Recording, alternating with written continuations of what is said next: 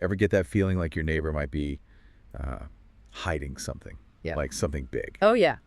Well, imagine finding out they're a Russian spy. That's exactly what happened back in 2010.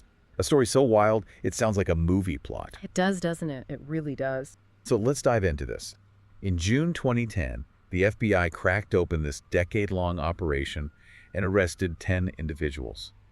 These people were living these seemingly normal lives in suburban America. Right. You know, soccer moms, dads, grilling in the backyard, the whole 9 yards. Yeah. But they were actually highly trained Russian spies embedded deep within American society. Living double lives. Yeah, okay, so we're not talking about your average intelligence officer stationed at an embassy here, right? Right. These were what are called illegals. Exactly. What exactly does that mean? So illegals operate under incredibly deep cover.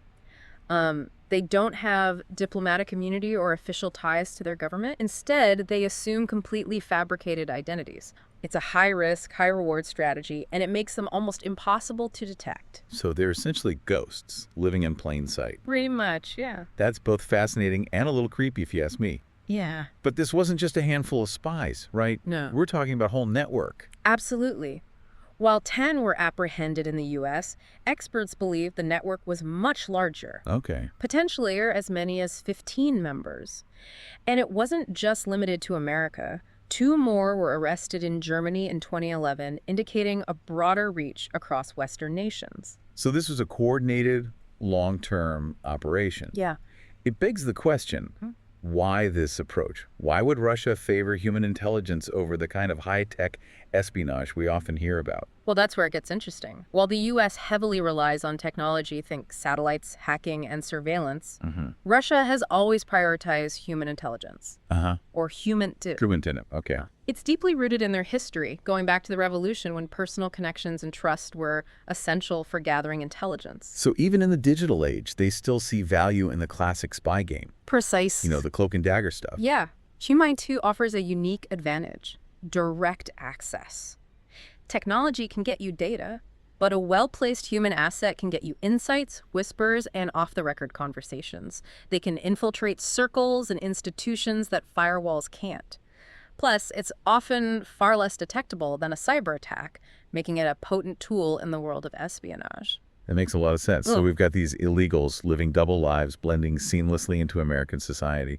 But how do you even begin to build a deep cover identity? I mean, it sounds like something straight out of a spy novel. Well, in many ways it is. Yeah. These operatives undergo extensive training, often for years. Wow. They master languages, customs, even local accents. They build entire backstories, sometimes assuming the identities of deceased individuals to create an airtight persona. Wait, so they actually go through graveyards, like looking for suitable candidates. Yeah, it's pretty wild. That's both ingenious and a little unsettling. It is. It takes a certain kind of person to pull that off. It certainly does. These individuals are masters of deception, able to compartmentalize their real lives and their assumed identities. Take Anna Chapman, for example. One of the most well-known figures in this spy ring. She infiltrated American media circles, even becoming a fashion model. A fashion model. Yeah. Talk about deep cover. Yeah. It's hard to imagine someone living such a double life. How did she even end up in that position? Chapman's story is particularly fascinating. Her 2001 marriage to a British citizen granted her UK citizenship, allowing her to move freely between the US and Britain.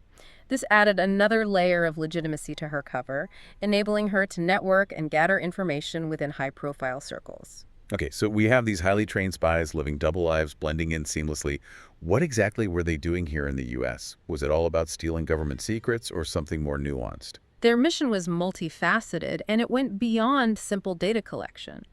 While they were certainly gathering information, they were also engaged in spotting and assessing potential recruits, aiming to turn Americans into assets. Whoa, you mean they were actively trying to recruit Americans? Yeah. Who were they targeting? They targeted individuals across various sectors: academics working on cutting-edge research, industrialists with ties to key industries, even policymakers with access to sensitive information. Their objectives seemed to be to understand American society from within, identifying its vulnerabilities and potential pressure points. So they were playing the long game, building a network of influence that could be leveraged in the future. Exactly. In a world increasingly reliant on technology, sometimes the most effective approach is the one that flies under the radar. Yeah, Literally. that makes sense. Yeah. So going back to this particular case, Okay. We know these spies were gathering information and trying to recruit assets. Right. They were trying to understand the bigger picture, Yeah. the fabric of American society itself. Precisely. It's like they were trying to build a mosaic, gathering pieces of information from various sources to form a more complete image of America's strengths, weaknesses, and vulnerabilities. They weren't just looking for specific data points. They were trying to grasp the American psyche, Right. its cultural and political landscape. It's almost like they were conducting a social experiment on a grand scale. Yeah. They were seeking a level of understanding that goes beyond what any algorithm or surveillance program could achieve. So we've talked about their tactics, their objectives, Yeah. this deep-seated belief in human. Yeah. But what was the ultimate outcome of this case? What happened to these guys? Well, after years of investigation, the FBI carried out a series of coordinated arrests in June 2010. Okay. It was a major blow to the SVR, Russia's Foreign Intelligence Service. Okay. Eventually, the 10 apprehended spies were exchanged for 4 individuals accused of spying for the West. A classic Cold War-style prisoner swap. A prisoner swap. Yeah. That sounds like something out of a spy movie. It does, doesn't it? So case closed. Well, End of story. not quite. Okay. The legacy of this case is far from over. Right. It sent shockwaves through the intelligence community, highlighting the ongoing threat posed by deep cover operatives. Right. It forced Western agencies to reevaluate their counterintelligence strategies and invest more heavily in human capabilities of their own. So it's a wake-up call. Yeah, A reminder that espionage is not just a relic of the Cold War, right. but a very real and present danger. Absolutely. It's a sobering thought knowing that these 10 individuals were just the ones who got caught. Makes you wonder how many others might be out there, Yeah. living seemingly ordinary lives while secretly working for foreign governments. Right. It really makes you question everything you thought you knew about the world around you. It does, doesn't it?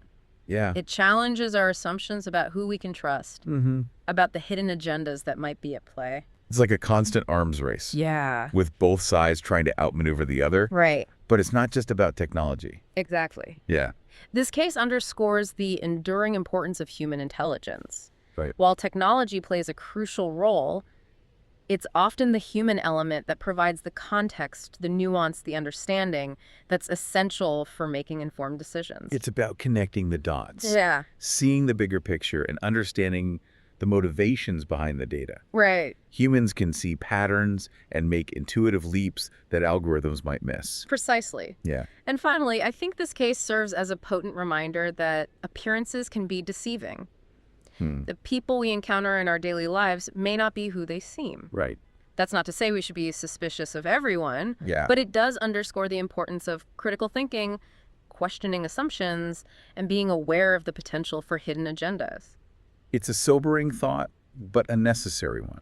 This deep dive has truly opened my eyes to the complexities of espionage and the challenges we face in combating it.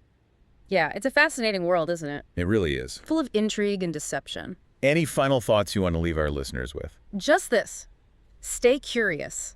Stay informed. A huge thank you to our expert for guiding us through this fascinating world of Russian espionage. My pleasure. And to our listeners, we hope you've enjoyed this journey into the shadowy world of spies, stolen identities, and the enduring power of human intelligence. It's been a great discussion. Until next time, stay curious and keep exploring.